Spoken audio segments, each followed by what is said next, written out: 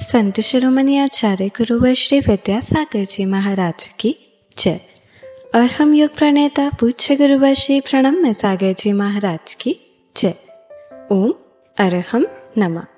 श्री तत्वात् सूत्र के द्वितीय अध्याय की रिवीजन कक्षाओं में आप सभी का स्वागत है। अब हम जीव विज्ञान के बारे में अच्छे से जान चुके हैं। अब हम इन गूढ़ सिद्धांतों को रिवाइज करेंगे और द्वितीय अध्याय की दूसरी मध्य अवधि परीक्षा भी देंगे। 10 रिवीजन की इस श्रृंखला में आप 30 कक्षाओं के सार को ग्रहण कर सकते हैं। आप अपने मित्रों, परिवार में अन्य लोगों को भी इस वैज्ञानिक वाचना से जोड़कर पुनर्जन कर सकते हैं। आगामी 31 जुलाई को इसकी ऑनलाइन परीक्षा ली जाएगी, जिसमें आप जीत सकते हैं आकर्षक उपहार एवं सर्टिफिकेट्स। यदि आपने हमारे व्हाट्सएप या टेलीग्राम ग्रुप को ज्वाइन नहीं किया है तो आज ही कीजिए। इससे आप अपनी शंकाओं का समाधान प्राप्त कर पाएंगे और क्वालिफाइड शंकाएं पूज्य गुरुवर के समक्ष रखी जाएंगी। इस कोर्स की सभी जानकारियां जानने के लिए आप विजिट कर सकते हैं ttv.arham.yoga पर या दिए गए QR कोड को स्कैन कर सकते हैं। तो चलिए आज की रिवीजन कक्षा में पूज्य श्री को सुनते हैं। मोक्ष मार्गस्य नेतारं भेत्तारं कर्म भूरतां ज्ञातारं विश्वतत्त्वानां वंदे तद्गुणलब्धये। देवादिदेव आदिम तीर्थंकर श्री ऋषभनाथ भगवान की, वर्तमान शासन नायक श्री वर्धमान महावीर भगवान की, परम पूज्य आचार्य गुरुवर श्री विद्यासागर जी महाराज की।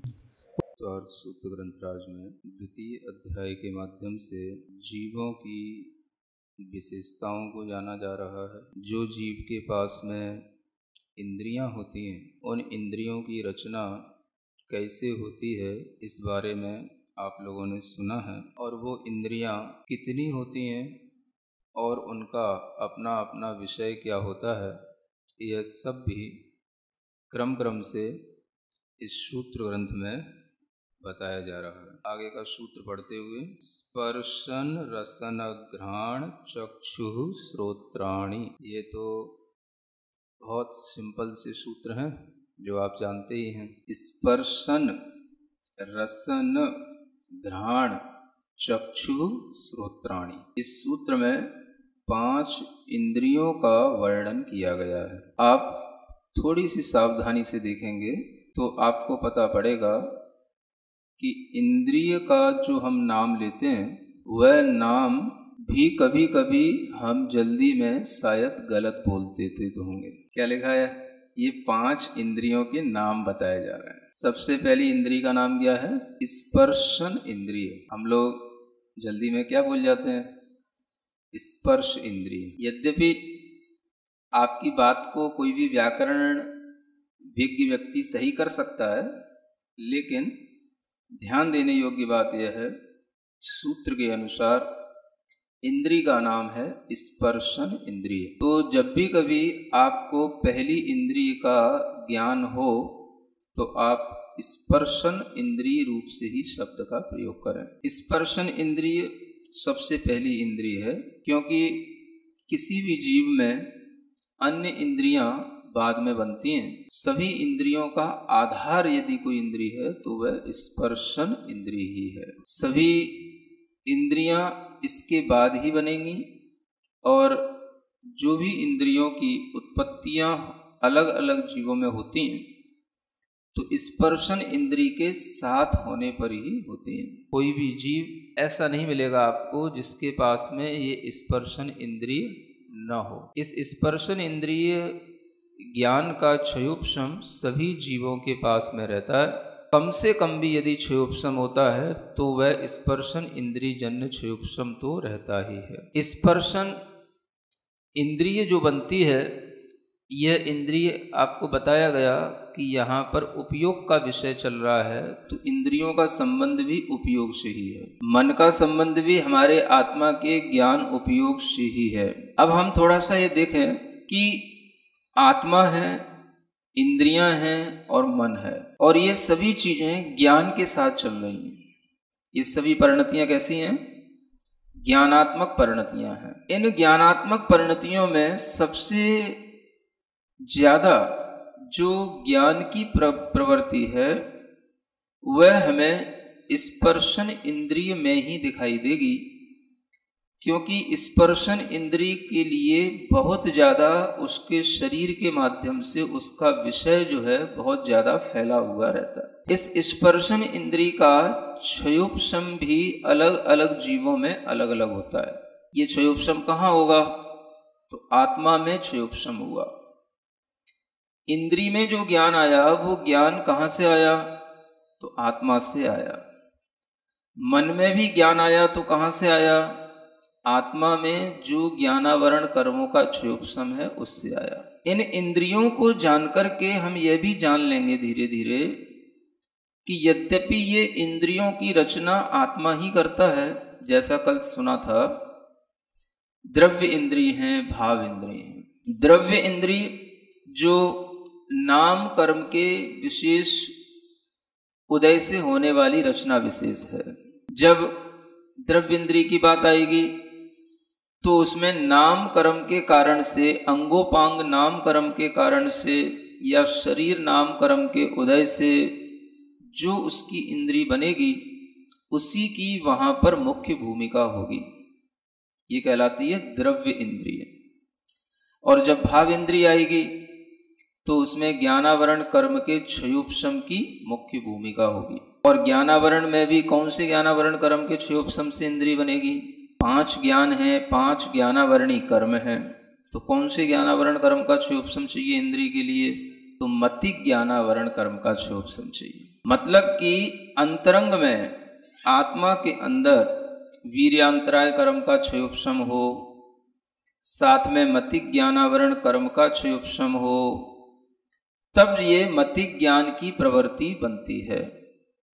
और इंद्रिय बनी है तो उस इंद्रिय की उत्पत्ति के लिए या रचना के लिए शरीर नाम कर्म का भी उदय हो तो वह इंद्रियों की रचना होती है। तो द्रव्य इंद्रिय और भाव इंद्रिय, इन दोनों प्रकार की इंद्रियों में अगर हम देखें तो कर्मों के एक में तो उदय की अपेक्षा है और एक में क्षयोपशम की अपेक्षा है। जो द्रव्य इंद्रिय है वो तो शरीर नाम कर्म आदि के उदय से होगी, और जो भाव इंद्रिय है वो हमारे वीर्यांतराय ज्ञानावरण, स्पर्शन इंद्रियावरण जो मति ज्ञान है इसके क्षयोपशम से होगी। मतलब कि एक इंद्रिय जीव भी यदि एक इंद्रिय को उपलब्ध हो रहा है तो उसमें भी इतने कर्मों का क्षयोपशम होता है, तब उसको एक इंद्रिय उपलब्ध होती है। तब उसके अंदर ये स्पर्शन इंद्रिय संबंधी मति ज्ञान आता है,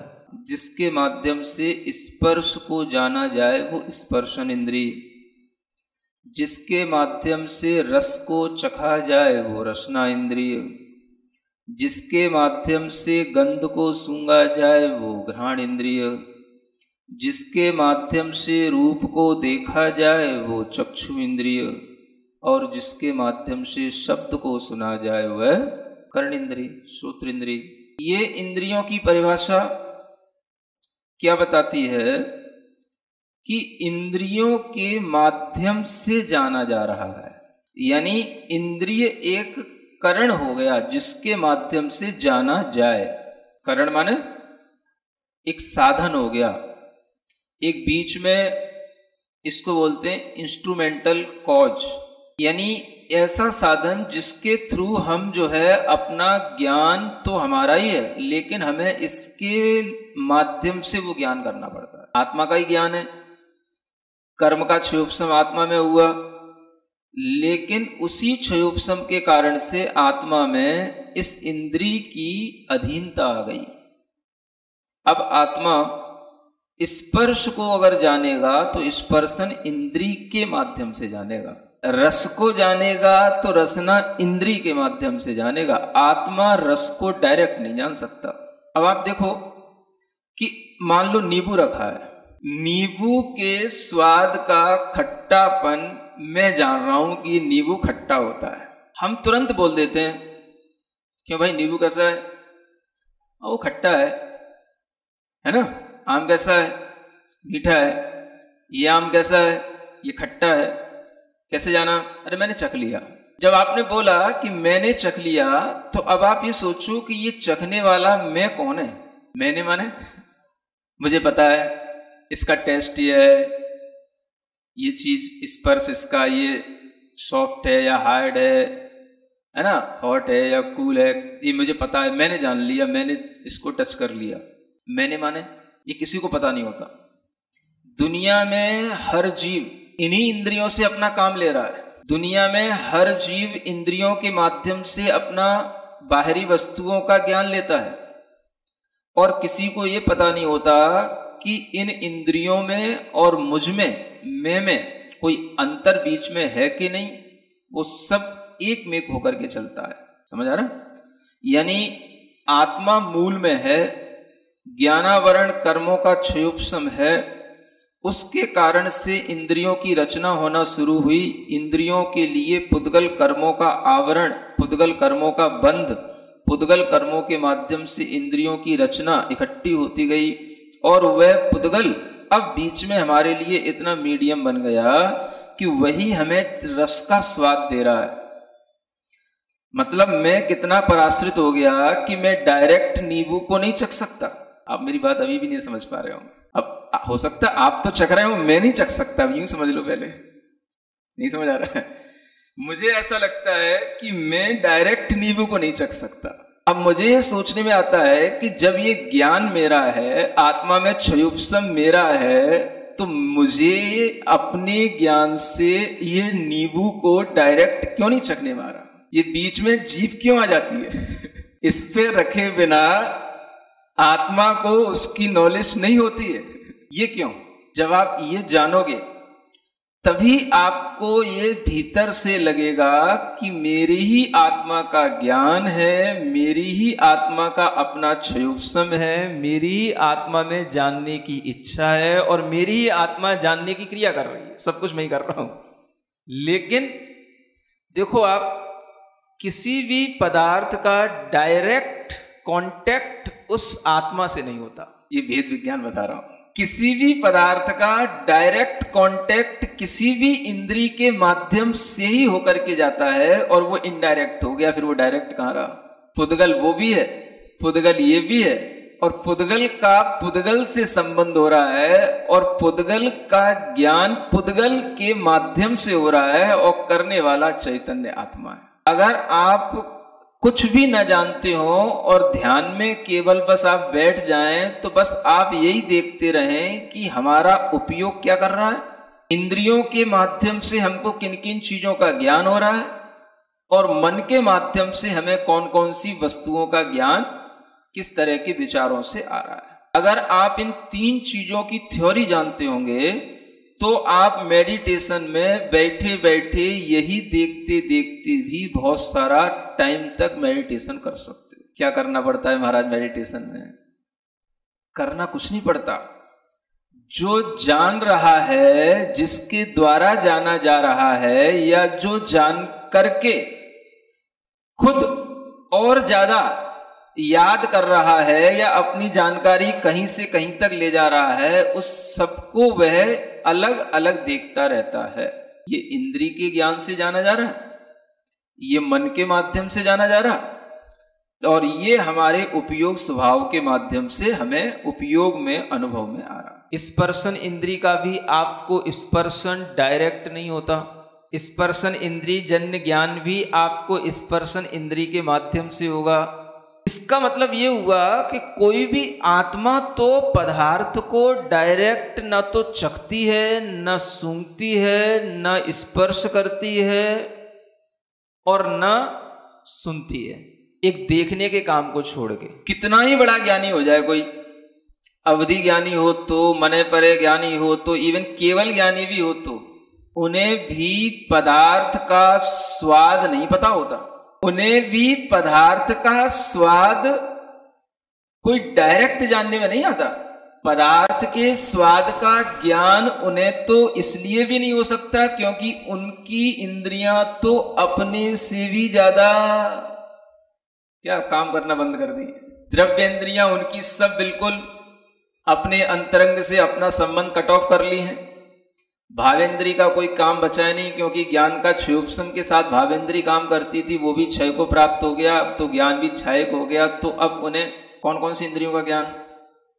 स्पर्शन, रसन, घ्राण और श्रोत्र, इन 4 इंद्रियों के विषय का ज्ञान किसी को भी डायरेक्ट नहीं होता।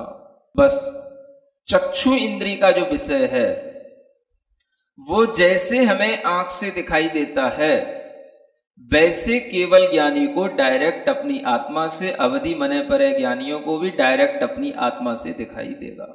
संसार के सभी पदार्थों में जिनमें रस है, गंध है, स्पर्श है, शब्द हैं, इन सबको मतिक ज्ञान के माध्यम से ही जाना जाता है और मतिक ज्ञान के माध्यम से ही हम बाहरी इन इंद्रियों के उपयोग को कर पाते हैं। ये मतिक ज्ञानावरण कर्म के क्षयोपशम का ये परिणाम है, ये लाभ है। डायरेक्ट इसका संबंध इंद्रिय से नहीं होता। मतलब कि स्पर्शन इंद्रिय, ये जो इंद्रियां हैं, ये इंद्रियां आगे की भी सभी इंद्रियों के साथ में कोई भी अपने विषय को डायरेक्ट आत्मा तक नहीं पहुंचा रही। ये इंद्रियों का माध्यम लेना जरूरी है। स्वाद हम लेंगे, आप केवल जानकारी लेंगे। ये कौन कह रहा? ये इंद्री कह रही। खट्टा है, मीठा है, कड़वा है, ये स्वाद लेंगे हम माने मैं माने। अब देखो आप मैं को डिफरेंशिएट करो, कब मैं कौन कहलाता है। अभी ये मैं कौन कह रहा है? अभी ये इंद्री कह रही है। स्वाद मैं लूंगी, आपको जानकारी फॉरवर्ड कर दूंगी। हाँ, ये स्वीट है, ये सोर है, ये बिटर है, ये आपको जानकारी बाद में फॉरवर्ड की दी जाएगी। स्वाद पहले मैं लूंगी। अब आप देखो आत्मा का काम क्या है? केवल जानना ही तो है, उसे बस बता दो। अगर कभी उसके लिए ऐसा लगने लग जाए कि ये चीज हमारे स्पर्श में नहीं आ रही, या इसका स्वाद हमें नहीं आ रहा, या हमें इसकी गंध महसूस नहीं हो रही, तो आत्मा तड़फेगी कि इंद्री तड़फेगी? अब मैं माने कौन हो गया? अब मैं माने हो गया आत्मा। मुझे सूंघने में नहीं आ रहा, कहीं कोरोना तो नहीं हो गया? ये भी कोरोना का लक्षण है। करेला खा रहा हूं तो, रसगुल्ला खा रहा हूं तो कुछ टेस्ट ही नहीं समझ में आ रहा, ये भी एक कोरोना का लक्षण है। तो ये चिंता इंद्रिय को नहीं है, नहीं समझ आ रहा है? अब ये चिंता किसको? ये आत्मा को। मतलब कि ज्ञान देना, ज्ञान लेना, ज्ञान का माध्यम बनाना, सब काम आत्मा का है ना? और हम सोचते हैं कि रस हमने खाया, रस हमने पिया, और पीने वाला कौन, चखने वाला कौन? आत्मा में कोई रस गया क्या? आत्मा ने तो कितना, हाँ रस बहुत अच्छा था, ठंडा था, मीठा था, मजा आ गया, बस ये काम किसने? ये सोच विचार ये किसका? ये आत्मा का। वो इंद्रिय भी अचेतन नहीं है क्योंकि वो ज्ञान इंद्रिय है, उसको ज्ञान हमने दे दिया। समझ आ रहा है? तो वह इंद्रिय भी अपने ज्ञान से अपनी जानकारी को फिर हमारे लिए फॉरवर्ड करती है। ये सूत्र कुछ हमें ऐसा ही ज्ञान देते हैं, है ना? अब आपने पढ़ा तो कई बार होगा तत्वज्ञान सूत्र, समझ आ रहा है? लेकिन आपने कभी भी इस तरह से इंद्रिय ज्ञान को समझा नहीं होगा, ये मैं डेफिनेटली कह सकता हूं, है ना? क्योंकि यह चीज भी मैं भी शायद पहली बार ही आपको बता रहा हूं। जब तक हम इंद्रियों का इस तरह से विवक्षा के अनुसार उसका व्यवहार नहीं देखेंगे कि ये इंद्रिय हमारे लिए कर्ता है कि करण है, क्या है? इंद्रिय कर्ता हो जाएगी तो फिर आत्मा और इंद्रिय एक हो गए तो इंद्रिय कर्ता हुई। जब आप कहते हो मैंने चख लिया, इसका मतलब है आपने अपनी आत्मा को और अपनी इंद्रिय को दोनों को एक मिला करके कर्ता बना लिया। अब आपको कर्ता नहीं बनाना है। अगर कर्ता बनाते रहोगे तब तक तो फिर आप एक तरह से कहना चाहिए कर्तृत्व बुद्धि इन इंद्रियों में रखे रहोगे, आप मूढ़ बने रहोगे। और मूढ़ किसे कहा जाता है? मिथ्या दृष्टि, जो अपनी आत्मा और अपनी इंद्रियों को एक माने, वही बहिरात्मा है। अब अंतरात्मा बनना है तो क्या करना? अपनी आत्मा और अपनी इंद्रिय के बीच में एक डिफरेंस क्रिएट करना। और वो डिफरेंस कैसे आएगा? तो ये सोचना कि आत्मा तो करता है, डूअर है, सब्जेक्ट तो आत्मा ही है, लेकिन उसकी नॉलेज के लिए इंद्रियां जो है, सेंसेस आर मीडियम। अगर आप इतना सा डिफरेंस ले आओगे अपनी नॉलेज में तो आप बहिरात्मा से अंतरात्मा बन जाओगे। अंतरप्पाओं के लिए ये प्रैक्टिस होनी चाहिए। और इसमें कुछ लग नहीं रहा, आप सिर्फ बैठ करके अपने अंदर सिर्फ ये महसूस करो कि मैं जितनी देर मेडिटेशन करूंगा, अरहम मेडिटेशन, उतनी देर मैं इंद्रियों को अभी तक जो कर्ता मान के चल रहा था, मैंने चखा, मैंने छुआ, मैंने सुना, मैंने देखा, मैंने सूंघा, ये मैं जो अभी तक अपने आप को मैं और इंद्रिय दोनों को एक मान करके जो मैं कर्ता मान रहा था, अब मैं थोड़ी देर के लिए मेडिटेशन में क्या करूंगा? मैं को अलग करूंगा, इंद्रियों को अलग करूंगा और उनके जो ऑब्जेक्ट्स हैं उनको अलग रखूंगा। अगर आप ये करते रहे तो आप बहिरात्मा से अंतरात्मा बन जाओगे। अंतरप्पा की प्रैक्टिस ऐसे ही कराई जाती है और ऐसे ही करना चाहिए। ऐसा भी करना हमें लोगों के लिए सिखाना भी चाहिए कि आप मेडिटेशन में क्या करो? कुछ नहीं करो, आपके पास 5 सेंसेज हैं, बस आप इनको अपना मीडियम बना करके इनके साथ में अपना जो डायरेक्ट कांटेक्ट है उसको जो है थोड़ा सा अपने से अलग करो। तो ये जो आप मेडिटेशन में करोगे तो उस समय आपको लगेगा उपयोग स्वभाव वाला जो जीव आत्मा है वो उपयोग तो अलग चीज है, ये इंद्रियां अलग चीज है, और उसके साथ में जो इंद्रियों के ऑब्जेक्ट हैं वो ये अलग हैं। ये क्या है जो आगे के सूत्र में बताए जा रहे हैं? स्पर्श, रस, गंध, वर्ण, शब्दास तदर्थाः। ये क्या लिखा? तदर्था। तत् माने उन इंद्रियों के, अर्थ माने विषय, है ना? उन इंद्रियों के ये मतलब अपने अपने अलग अलग, ये सबके अपने अपने ऑब्जेक्ट हैं। स्पर्शन इंद्रिय है और उसका जो ऑब्जेक्ट है वो क्या है? स्पर्श है। अब देखो दोनों में अंतर समझ रहे हो? स्पर्शन तो इंद्रिय है जो हमारे पास में है, ये ज्ञान की इंद्रिय, ये क्या है? स्पर्शन। और स्पर्श क्या है? जो हमारे पास ये बुक है, ये कपड़ा है, ये इसको जो हम टच कर रहे हैं ये स्पर्श है। इसमें जो स्पर्श है इसके स्पर्श का ज्ञान हमें इस स्पर्शन इंद्रिय के माध्यम से हो रहा है। आत्मा को रसना इंद्रिय है और रस कहाँ है? रस नींबू में है। उसके रस का ज्ञान रसना इंद्रिय कर रही है और फिर मैं ये जान ले रहा हूं कि मैंने उसका रस ले लिया। ऐसे ही घ्राण इंद्रिय का गंध, चक्षु इंद्रिय का वर्ण, किसी भी तरह का कोई भी वर्ण माने कलर कोई भी, और श्रोत्र इंद्रिय का शब्द, ये सब इंद्रियां क्रम से ही हमको मिलती हैं, इसलिए इनको इसी ऑर्डर में लिखा हुआ है। बीच में से कोई भी अलग से नहीं मिल जाएगी। और आगे वाली इंद्रिय यदि है तो पिछले वाली होगी ही। चक्षु है तो स्पर्शन, रसन, घ्राण तीनों इंद्रिय होंगी ही, और श्रोत्र इंद्रिय है तो स्पर्शन, रसन, घ्राण, चक्षु चारों इंद्रिय होंगी ही। इसी के ये सब विषय बताए हैं कि ये क्रम से इनके विषय हैं। तो अब ये ध्यान रखना कि स्पर्श में और स्पर्शन में कितना अंतर हो गया। स्पर्श तो किसी भी मैटर का, उसके अंदर की जो क्वालिटी है, जो मेटलिस्टिक चीज है, पौद्गलिक चीज है, उसके अंदर का वो गुण है। और स्पर्शन ये हमारी सेंस है, टच सेंस, जिसके माध्यम से हम उस स्पर्श की जानकारी ले रहे हैं। और जानकारी लेने वाला आत्मा वो उसका करता है। तो एक कर्ता, एक करण और एक कर्म। तो अब क्या समझ में आएगा कर्ता कहने से?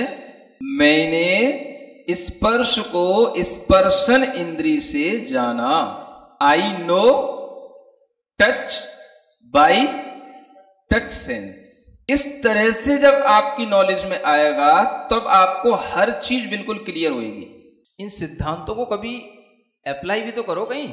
आपके लिए इस तरह से जब ये 5 इंद्री का ज्ञान आएगा तब आपको भीतर से लगेगा कि कर्ता, कर्म और करण, इन तीनों में जो अंतर होता है वही अंतर हमारा इंद्रिय और इंद्री के विषय में है। आपने मान लो टीवी में, मोबाइल में कोई चीज देखी, तो अब आपको उससे अपने को डिस्कनेक्ट करना है। उसका एक ही साधन है, तो आपको क्या सोचना है?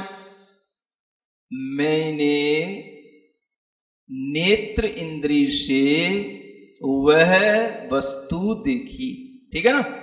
अब अगर मान लो वो वस्तु आपको मेडिटेशन में भी याद आ रही है, आपने कुछ भी आपने देखा है, जाना है, बाहर की कोई भी चीजें आपको सब मेडिटेशन में याद आ रही है, तो अब आप क्या करो? अब आप एकदम से उसको घबरा जाओगे कि ये मुझे क्या स्मृति आ रही है, ये मुझे क्या क्या याद आ रहा है, मैं तो मेडिटेशन करने बैठा था और मुझे न जाने क्या क्या याद आ रहा है, क्या क्या दिख रहा है। कई लोगों की प्रॉब्लम होती है। तो आपको कुछ नहीं करना है, आपको उस समय पर भी अपने अंदर यही देखना है कि आपको क्या दिख रहा है। जो दिख रहा है उसे आप सिर्फ इतना देखो, मैंने नेत्र इंद्री से वह पदार्थ देखा था। तो अब जो आप देख रहे हो, अब आपकी नेत्र इंद्री बंद है, तो अब आपको क्या सोचना है? अब ये नेत्र इंद्री बंद है, लेकिन नेत्र इंद्री से जो हमने पदार्थ देखा था वो मुझे दिखाई दे रहा है, वो मुझे जानने में आ रहा है, लेकिन न तो वो पदार्थ मेरे सामने है, न नेत्र इंद्री का काम मेरे सामने तो केवल मैं हूं। इतना आप अगर विचार करोगे तो आपके सामने से वो ऑब्जेक्ट धीरे धीरे गायब होते चले जाएंगे। साक्षी बनने की प्रक्रिया इसी ज्ञान के साथ होती है। केवल श्वासें गिनने से कुछ नहीं होगा, है ना। तो इन सूत्रों को ध्यान में उपयोग में लाया जाए, ऐसा मेरा विचार है, समझो। तो ये सूत्र के बाद में अब आगे आचार्य कहते हैं श्रुत मनिंद्रियस्य। अब यहां देखो, ये बहुत अच्छा सूत्र है। अनिंद्रिय माने होता है मन। इंद्रियों के विषय बता दिए, स्पर्शन इंद्रिय का विषय स्पर्श है, इत्यादि सब इंद्रियों के विषय हो गए। अब मन का भी तो कोई विषय होता है कि नहीं होता? तो मन किसको पकड़ता है? मन का ऑब्जेक्ट क्या होता है? तो आचार्य कहते हैं श्रुत, सुना हुआ नहीं। श्रुत का मतलब जो श्रुत ज्ञान है, जो भीतर हमारे श्रुत ज्ञान चल रहा है, वो मन का विषय है। जो हम इंद्रियों के माध्यम से किसी चीज को ग्रहण कर लिए, उसके बाद भी हमारे अंदर जो ज्ञान चलता रहता है वो श्रुत ज्ञान है, जो हमें कहीं से कहीं ले जाता है। इंद्रियों से तो आप केवल किसी भी पदार्थ को देख करके केवल उसकी नॉलेज लेते हो, उसी पदार्थ की, और आपके अंदर मेमोरी में वो चीज डली होगी तो वो आ जाएगी कि हाँ ये है। जैसे मान लो कोई नया व्यक्ति आया, आपने उस नए व्यक्ति को देख करके आपका मतिक ज्ञान काम करा, ये नया व्यक्ति है, लेकिन इस व्यक्ति को मैंने पहले देखा था, मैं जानता हूं। तो एकदम से आपको याद आ गया, हाँ ये व्यक्ति दिल्ली से आया। ये क्या हो गया? ये हो गया मतिक ज्ञान, है ना। और आपको उसके बारे में जो भी जानकारी है, ये इसकी फैमिली का है, ये इनकी ये बच्चे हैं, ये है, वो सब आपको जो स्मृति में पड़ा है वो सब आपको आ गया। ये सब क्या कहलाया? ये भी सब मतिक ज्ञान है। अब श्रुत ज्ञान जो है सामने, उसको छोड़ करके इसके अलावा सोचना, ये यहां क्यों आया, इनका यहां आना हुआ होगा, यहां से आया होगा, इस काम से आया होगा, समझ आ रहा है ना। ये सब जो सोचना है ये हो जाता है श्रुत ज्ञान, क्योंकि ये आपकी स्मृति में तो कुछ ही नहीं है। ये तो आप जो उससे अलग सोच रहे हो, इसको बोलते हैं अर्थ से अर्थांतर का ज्ञान। अर्थ से अर्थ माने जो पदार्थ सामने है, जो व्यक्ति सामने है, उसके अलावा अब दूसरे पदार्थ का आपको ज्ञान हो रहा है। हाँ ये यहाँ यात्रा पर आया होगा हस्तिनापुर, तो सोचा होगा चलो महाराज के दर्शन करने आ जाएं, तो इसलिए यहाँ आया होगा। अभी उसने कुछ बताया नहीं आपको, लेकिन आपने अपने मन से सोच लिया। तो जो आपके अंदर अर्थ से अर्थांतर का ज्ञान हो रहा है, ये कहलाता है श्रुत ज्ञान। ये मन का काम। अब जब आप मेडिटेशन करने बैठोगे तो सबसे ज्यादा परेशानी किससे होती है? मतिक ज्ञान से होती है, श्रुत ज्ञान से होती है? मतिक ज्ञान की परेशानी तो थोड़ी है, लेकिन श्रुत ज्ञान की परेशानी ज्यादा है। और ये भी बताया गया है, जब आप आगे 9वां अध्याय पढ़ोगे तो आपको बताया जाएगा कि ध्यान यदि होता है श्रुत ज्ञान से ही होता है। माने जो चीज आपके लिए आपको किसी भी तरीके से डिस्टर्ब करने के काम में आ रही है, वही चीज आपको कंसंट्रेट करने के भी काम में आएगी। बस आपको नॉलेज होनी चाहिए कि इसको कैसे काम में लेना। मन का विषय श्रुत ज्ञान है, तो श्रुत ज्ञान के माध्यम से जो आपने देखा था उतना ही नहीं दिखता, उससे भी ज्यादा आप जो सोच रहे हो वो क्या हो गया? वो श्रुत ज्ञान। जैसे आप बोलते हो अपने मन की उड़ान, है ना, मन क्षण भर में, है ना, कोई चीज आप देख यहां रहे हो और उसकी कल्पना कर रहे हो किसी दूसरे पर्वत पर या किसी दूसरी नदी पर। ये काम है मन का। सुन रहे हो? अब मन तो मिल गया है, अब मन से खतरा भी है और मन से बहुत बड़ा ध्यान भी होता है। मन से मन हल्का भी होता है, कर्म हल्के भी होते हैं, और मन से मन भारी भी होता है। दोनों ही काम है। किसी को कोरोना हो रहा है, किसी के कोई रिश्तेदार हैं, किसी के आसपास के पड़ोसी हैं, देख रहे हैं अरे ये भी मर गया कोरोना से, अरे इसको भी कोरोना हो गया, अरे ये इतने रिश्तेदारों को हो गया, फिर एक खबर आ गई इनको भी हो गया।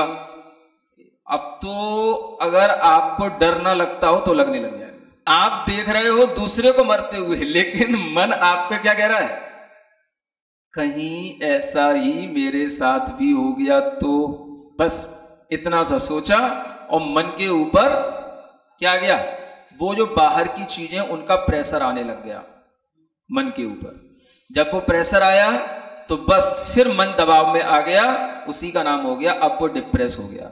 अब मन को अगर उस डिप्रेशन से उबारना है तो मन से ही उबारा जाएगा, मन ही आपको उस दुविधा से निकालेगा। तो आपके लिए इतना जानकारी होनी चाहिए कि किसी भी बाहरी चीज का ज्ञान हमारे मन के ऊपर किसी भी तरह का दबाव ना बनाए। किसी भी बाहरी परिस्थिति का ज्ञान हमारे मन के ऊपर इतना हावी ना हो। इसलिए आप अच्छी चीजों की जानकारी लें, अच्छी चीजें सुनें, अच्छी चीजों को देखें, जिससे कि आपके मन में किसी तरह का प्रेशर ना हो, प्रसन्नता हो। जब ये होएगा तो मन जिन चीजों से डरता था उन्हीं का वह ध्यान भी करेगा और उससे निश्चिंत भी होएगा। ये दोनों चीजें संभव है। मन खतरे का भी काम करता है, और जिनका मन खतरे का काम करने लग जाता है तो फिर उनके लिए उनका मन ही खतरा बन जाता है। देखो आप, जिसका मन डिप्रेस हो गया माने वो बीमारियां सारी की सारी पूरे शरीर में आ गई। और मन अगर खराब हो गया तो अच्छा खासा चलता फिरता आदमी, हट्टा कट्टा आदमी भी फिर कोई काम नहीं कर सकता, गया वो काम से। अब समझ आ रहा है ना? तो क्या करना? मन को किसी भी तरह के खतरे सामने दिखाई दें तो उससे उस मन को बचाना। कैसे बचाना? आप अपनी भावनाओं से, अपने ज्ञान से, अपने मेडिटेशन से और अपने अंतरंग में अपनी आत्मा के विश्वास से आप उन चीजों से मन को बचाओ। जो हमारे पास है बस उसी को महसूस करो। बाहर की चीज को भीतर इतना महसूस मत करो कि वह मन के लिए ही खतरा बन जाए। जो हमारे पास है उसको महसूस करो। हमारे पास क्या है? 5 इंद्रियां हैं, मन है, श्रुत मन इंद्रियस्य, श्रुत ज्ञान मन का विषय है। तो हमें श्रुत ज्ञान को ही लेना है। जो हमारा श्रुत ज्ञान इधर उधर काम कर रहा है वो वाला श्रुत ज्ञान नहीं लेना। अब हमें इससे परेशानी होती है तो हम कौन सा श्रुत ज्ञान लें? इसको भी श्रुत ज्ञान कहते हैं। ये जो जिनवाणी है ना, ये तत्वार्षु सुन रहा हो, ये भी श्रुत ज्ञान है। बोले इसका चिंतन करो। 5 इंद्रियों का महाराज ने आज क्या बताया था, उसका चिंतन करो। 5 प्रकार के भावों के बारे में बताया था, उसका चिंतन करो। 5 प्रकार के स्थावर जीव होते हैं, उनका चिंतन करो। और सोचो 5 क्या क्या होता है। 5 ही 5 का चिंतन करते रहो। तो उससे क्या होगा? मन बाहर की चीजों से परेशान नहीं होगा और मन के अंदर ज्ञान बढ़ेगा। तो यही श्रुत ज्ञान मन की रक्षा करेगा। और अगर ये श्रुत ज्ञान, इसका आपने आलंबन नहीं लिया तो दुनिया का जो श्रुत ज्ञान आपके अंदर आ रहा है वो आपको खतरे में डाल देगा। ऑब्जेक्ट इसको भी बना सकते हो, तत्वार सूत्र को। मन का ऑब्जेक्ट, और जो बाहर की दुनिया की जानकारी आपके मोबाइल पे आ रही है, इतने संक्रमित हो गए, इतने मर गए आज, ये भी आपके लिए जानकारी है, ये भी श्रुत ज्ञान आपको खतरे में डाल सकता है। तो श्रुत ज्ञान तो सब जगह काम कर रहा है। तो आपको क्या सोचना है, हमें कभी भी अगर इस तरह के कोई भी मन में खतरे महसूस हो, हम अपने आप को उससे कट ऑफ करें। उससे ये ना सोचें कि हम उस परिस्थिति के बारे में अगर हम नहीं जानेंगे तो क्या होगा और उसके कारण से फिर हमको नुकसान होगा। कुछ नहीं होगा। आप पहले अपने को सुरक्षित बनाएं, अपनी इंद्रियों और इंद्रिय के विषयों को, मन और मन के विषयों को अपनी आत्मा से अलग अलग जान करके अपने मन को इस तरह के श्रुत ज्ञान में लगाने की कोशिश करें। द्रव्य संग्रह, तत्वार, सूत, रत्न, करण, श्राव का आचार, ज्ञान आर्डव, कितने सारे आपको ऑब्जेक्ट दिए, और फिर भी मन नहीं लग रहा हो तो कोई भी, आजकल तो सब सिस्टम होते ही है, बस कुछ भी ऑन करो और बस अपने कान में लगा लो, आंख बंद कर लो। अब जब कान में कोई चीज जाएगी तो मन उसी को तो सुनेगा, बाहर की चीजें अपने आप कट ऑफ हो जाएंगी। इन साधनों का उपयोग करके अपने आप को सुरक्षित रखना है, ठीक है ना। बोलो महावीर भगवान की। सिरिजिण वाणी जग कल्याणी, जग जन मदतम मोहरी, जनमण हारी गढ़हर हारी, जम जरा भव रोग हरी, तिथ्य राणम दिव्य झुणिम जो पड़ई सुणई मय्ये धारई, राणम सौख मणंतम धर्य, सासद मोक्ष पदम पावई, सासद मोक्ष पदम पावई।